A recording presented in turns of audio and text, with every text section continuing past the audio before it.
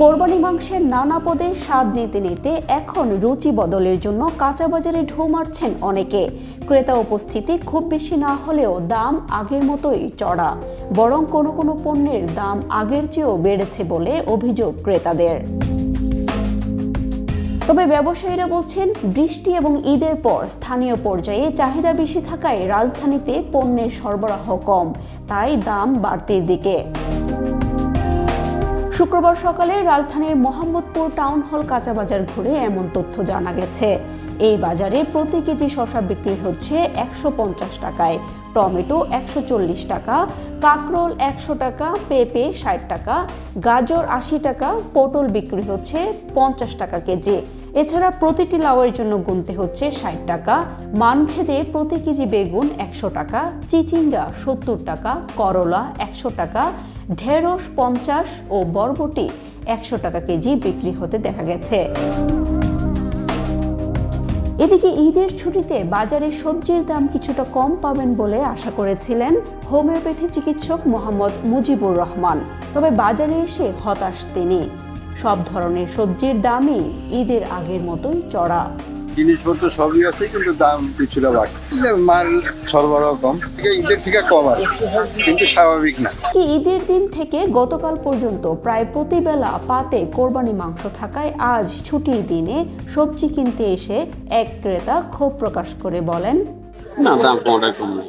আমার বেশ শসার দাম 150 টাকা কেজি শসা, তোমার লাস্ট ঈদের আগের দিন, কিন্তু আজকে সে একই দাম আছে, কমানে কিছু নেই। বাজারে কাঁচা মরিচের দামও বেড়েছে। খুচরা পর্যায়ে মানভেদে প্রতি কেজি বিক্রি হচ্ছে 320 থেকে 400 টাকা পর্যন্ত। পেঁয়াজের কেজি 90 থেকে 100 টাকা, আদা 320 টাকা, দেশি রসুনের দাম 220 টাকা কেজি। তবে এই বাড়তি দামের জন্য পাইকারদের উপর দায় দিচ্ছেন খুচরা বিক্রেতারা। আনতাছি যেরকম বেচতেছে এরকম, মাল কমাইতেছে, মাল আসতেছে কম, পাইকার বেশি, মালের আমদানি কম, চাহিদা বেশি। এছাড়াও স্থানীয় পর্যায়ে চাহিদা বাড়ায় এবং বৃষ্টির কারণে ঢাকার বাজারে শাকসবজির সরবরাহ কম বলে জানান বিক্রেতারা, তাই দাম বাড়তির দিকে।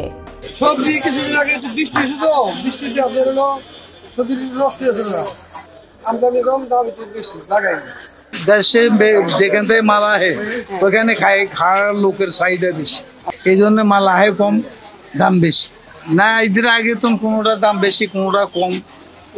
এই যে শসা গাজর বেশি, শসা গাজর তো ঈদের আগে বেশি 100 টাকা কিনে, আর এখন তো মনে হয় 140 টাকা বেশি কিনে এনেছি 20 টাকা। ঈদের পরে পাইকার পত্র কম, মাল আইসে কম।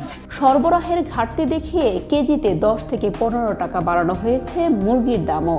প্রতি কেজি ব্রয়লার মুরগির দাম 200 টাকা, দেশি মুরগি 720 থেকে 750 টাকা এবং কেজি প্রতি সোনালী মুরগির দাম 340 থেকে 360 টাকায় বিক্রি হতে দেখা গেছে।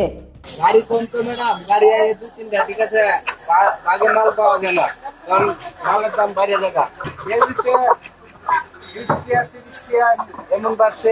ঈদের আগে কম ছিল, এখন আবার দেখা গেছে সবাই যখন আসবে গাড়ি বেশি লাগবো, তখন মালের দাম আবার কমবো। এদিকে গরুর মাংসের বাজার খা খা করছে। দু একটি ছাড়া সারি সারি দোকান বন্ধ দেখা গেছে টাউন হল মার্কেটে। এমন অবস্থায় গরুর মাংসের চাহিদা কম হলেও কেজি প্রতি বিক্রি হচ্ছে 800 টাকায়। এখনো জমে না উঠলেও আগামী সপ্তাহে বাজারগুলোতে ভিড় বাড়তে শুরু করলে দাম কমতে শুরু করবে বলে প্রত্যাশা বিক্রেতাদের।